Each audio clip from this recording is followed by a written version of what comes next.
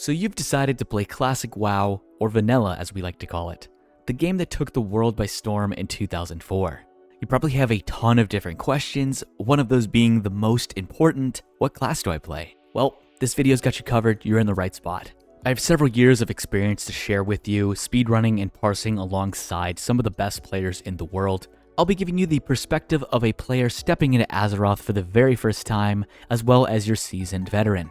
We'll be going over the strengths and weaknesses for every single class, as well as a general consensus of what to expect while playing them.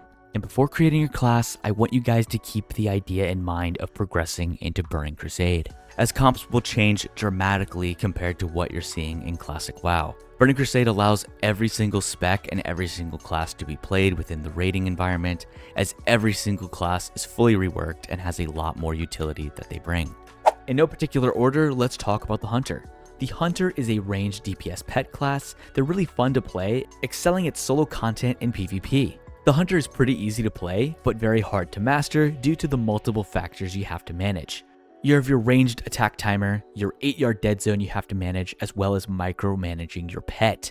And of course, you have to keep an eye on how much ammunition you have. You don't want to be showing up to a raid or a battleground and you don't have any ammo for your bow. Hunters are one of the fastest levelers in the game due to having low gear dependence and high mobility. Abilities like Bistro Wrath and Aspect of the Cheetah help them excel at this. Prior to Dire Maul coming out, doing tribute runs to make a ton of gold, Hunters can also farm Princess inside of Maraudon for some easy gold, offering up that Blackstone ring to sell to other players, making it very easy to farm up that epic mount very quickly. Generally, when it comes to raids, they do fall behind. However, don't let that discourage you, as you're always going to bring a Hunter due to the Trank Shot mechanic. Trank Shot is an ability that a Hunter will receive in Molten Core that allows them to dispel a frenzy. They're the only class that has this ability, so they're always going to be brought to a raid no matter what. But typically you will only bring one or two, being the designated trash puller, so just keep that in mind going into raiding.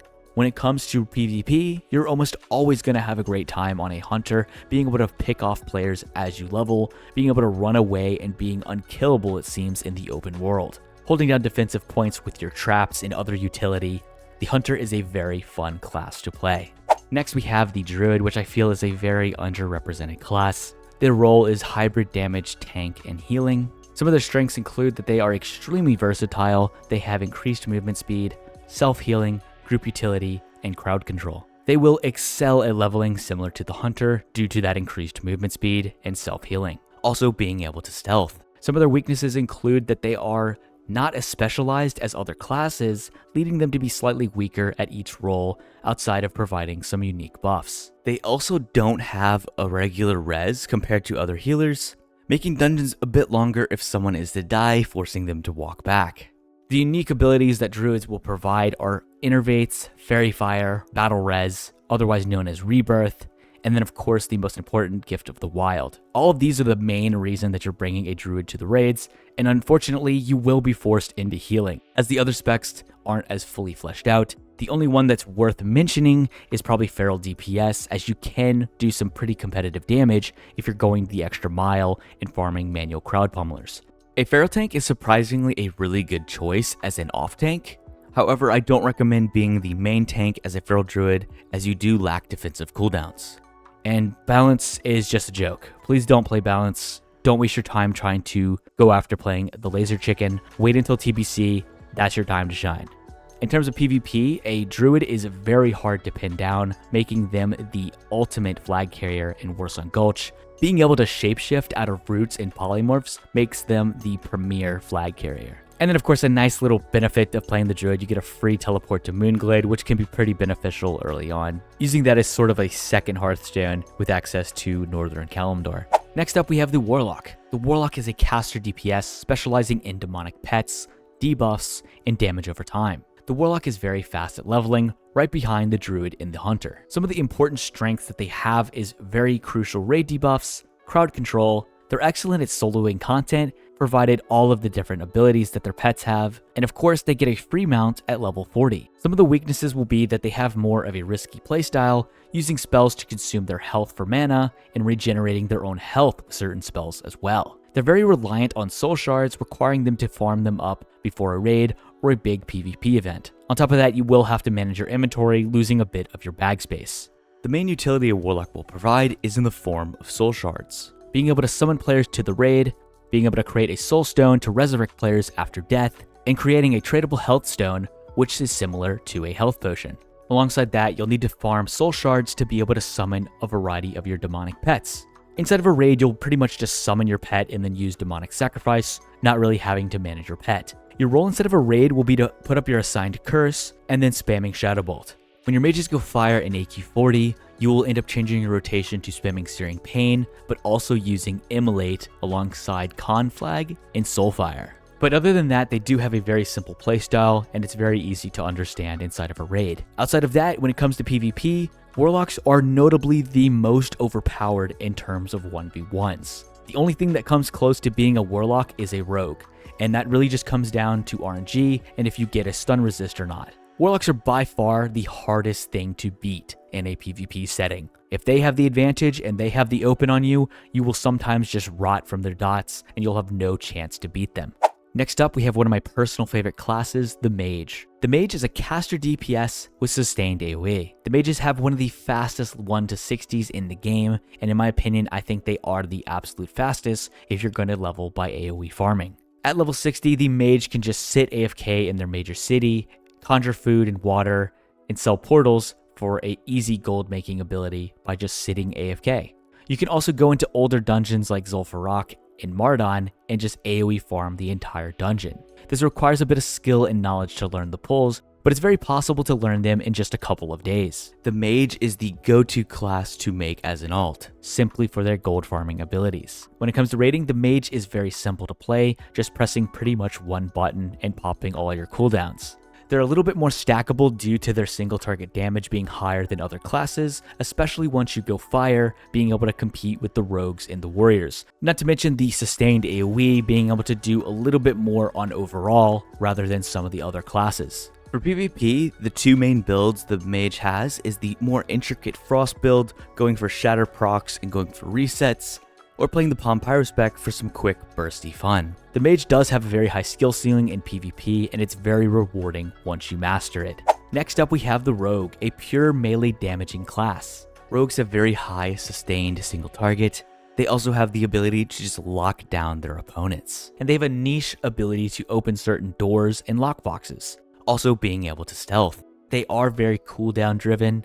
Target switching will cause them to lose their combo points, and being spotted in stealth can completely ruin your opener in PvP. They don't level nearly as fast as Warlocks, Mages, and Hunters, but they do have a pretty seamless experience. Being able to kidney shot, cheap shot, and reset combat helps them level pretty fast in my opinion. When it comes to raids, you can stack a couple more rogues rather than mages just because they will do more single target than your mages. However, in a real min-max perspective, if I will, you're gonna bring just one rogue for exposed armor, as the warriors will do more damage and more AoE, as the rogues really don't have any AoE abilities outside of their Blade Flurry cooldown. Some of the unique traits that rogues do have, like I mentioned, is the lockpicking and pickpocketing. They can farm a bit of raw gold doing this, and it's very easy to do this inside of BRD Arena. You could also sell your lockpicking services for players that have acquired a lockbox around the world for some tips and easy gold while sitting in your major city. In terms of PvP, Rogue is the god tier class to play. It is a super rewarding class to play, even early on when you don't fully understand how to reset and do all of the niche things that a Rogue can do. There is levels to this. If you watch Perp and you watch Bobka and you watch some of these other Rogue players, there is levels to a classic WoW Rogue, and they pull that off very well. Even Peo is a good example of what you can do on a Rogue in duels, World PvP, and just Battlegrounds in general. Next up, we have our first ally-specific class, which will be the Paladin. The Paladin is a melee DPS as well as a healer and can also be a dungeon tank. Paladins have one of the slower leveling speeds, having to auto-attack and pretty much just put up a seal, use judgment, and then just continue auto-attacking with that seal applied.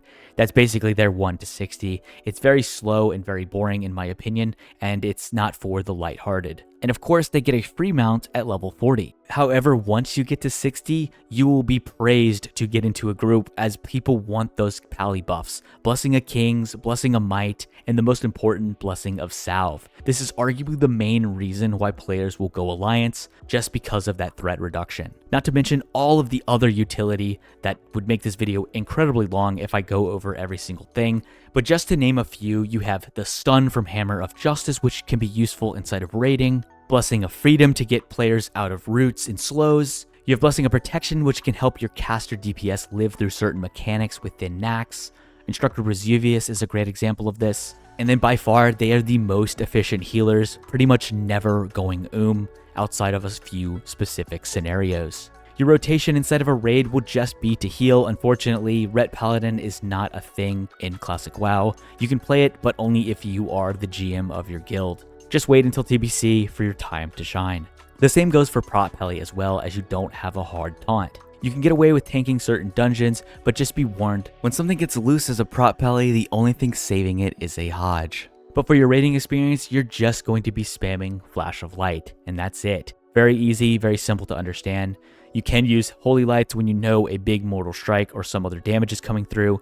Other than that, you will just dispel and cleanse players if you need to do that, but that's pretty much the entire playstyle inside of raids. In terms of PvP, the Ret Paladin is goated in Battlegrounds. It's super fun to play, but requires a bit of gear. In terms of world PvP, the Paladin allows the Alliance players to just dominate sometimes in terms of world PvP battles, being able to bop their mages and just push a lot further than what the Horde is capable of doing. But yeah, the Paladin is a very good choice and a very simple class to understand. Next, we have the Priest. The Priest is a caster DPS as well as a primary healer. They're a very strong leveling class, really strong in solo PvP, super valuable buffs and debuffs, and they're one of the best healers when it comes to raiding. Some of their weaknesses will be that they're very mana intensive, they have very low raid DPS when it comes to playing a Shadow Priest, and they do lack mobility. However, leveling on a Priest will be pretty easy, playing Shadow all the way through, being able to shield yourself and wand your way all the way to 60, having a pretty chill leveling experience, since you'll have stuff like Spirit Tap constantly regenerating your mana. And then when Dire Maul opens up, you can spec into Holy Nova and farm Dire Maul Lashers for some pretty easy gold. When it comes to raiding, the Priest is the primary healer. This is by far the best healer in the game, and if you want to top the healing meters, this is the class to play. They provide unique buffs with Fortitude and Spirit. They also get Power Infusion, a very sought after external cooldown to juice up your caster DPS. When it comes to PvP, the Shadow Priest is one of the most annoying things to fight, especially as a warrior. They've been given the nickname Face Melters over the years, as they will just throw up a couple dots, you will just get cooked. You have no choice but to fight them immediately, or you just lose. And with the RNG of Blackout procs, the fight can just sometimes flip into your favor. Having a Priest on your team can be just the crucial factor of winning in a Arathi Basin. Not having any magic dispels, it's just GG sometimes. When it comes to raiding as a Shadow Priest, don't really expect to be taken seriously, as it's not really a thing until TBC. Next, we have the Horde-specific class, the Shaman. The Shaman is a hybrid support class with AoE healing and melee buffs. The Shaman has also a pretty slow leveling speed, a little bit faster than your Paladin and your Warrior, but still not as fast as something like the Mage or the Hunters. Shamans provide unique abilities in the form of totems. Each of their totems is a certain element: earth, fire, air, and water. The main thing people think about when they're talking about Shamans is the Wind Fury totem, arguably one of the highest damaging abilities in the game.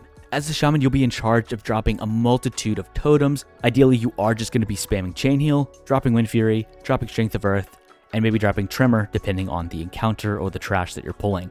And if you really want to maximize your group's DPS, you can look into totem twisting. You can drop Wind Fury, having that applied to your group's weapons for 10 seconds, and during that 10 seconds you could drop a Grace of Air totem, giving them benefit from both that Agility totem and the Wind Fury totem. Just make sure that you're refreshing the Wind Fury totem. You'll likely bring 6, 7, or maybe even 8 Shamans to your raid, just so that you can fill one for every single group, giving all of your warriors and caster DPS the totems that benefit them. For the most part, you will not be playing LE or Enhance. Again, just wait until TBC for your time to shine. For Classic, you will just be playing the Resto Shaman, and that is just how it is. You do have really cool abilities like Reincarnation, allowing you to resurrect yourself upon death. and Astral Recall acting as a second Hearthstone whenever your Hearthstone is on cooldown. You do have some other cool unique abilities like Water Walking and Water Breathing that are a bit niche and don't really have any specific use inside of raids, but definitely could be useful inside of World PvP in Battlegrounds. For PvP, Enhanced Shaman and Ellie Shaman are the one-shot gods in terms of PvP. In Battlegrounds, they are a complete nuisance in Warsong Gulch and Arathi Basin. Those Wind Fury procs as an Enhanced Shaman are just so satisfying, and it never gets old one-shotting someone with Elemental Mastery as an Ellie. Last but not least, my other favorite class, the Warrior. The Warrior is a main tank as well as a melee DPS. The Warrior is very versatile in PvE and PvP, and they have exceptional in-game scaling. Leveling a Warrior in a fresh server can be very slow. They're very gear-dependent classes, so as soon as you get a bigger weapon or you can buy something off the auction house, I'd advise you to do so, as it'll speed up your leveling substantially.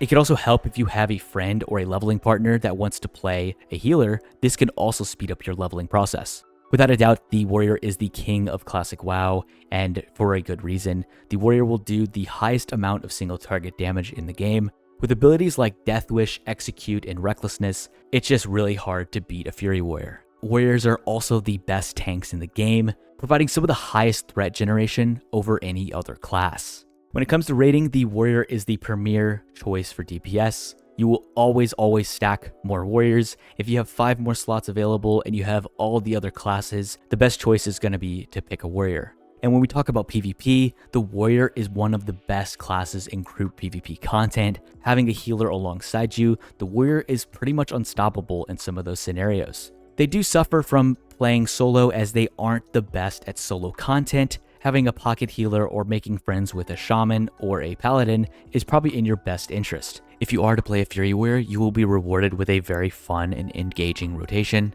and it does have a very expressive skill ceiling compared to other classes.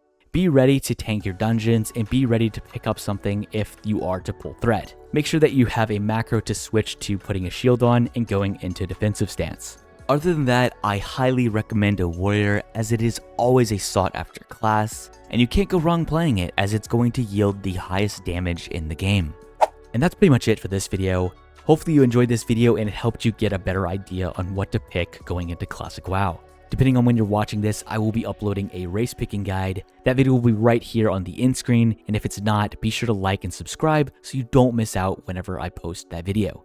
Be sure to comment down below if I missed any crucial information. I'll be sure to update that in a pinned comment. And as always, I will see you in the next one.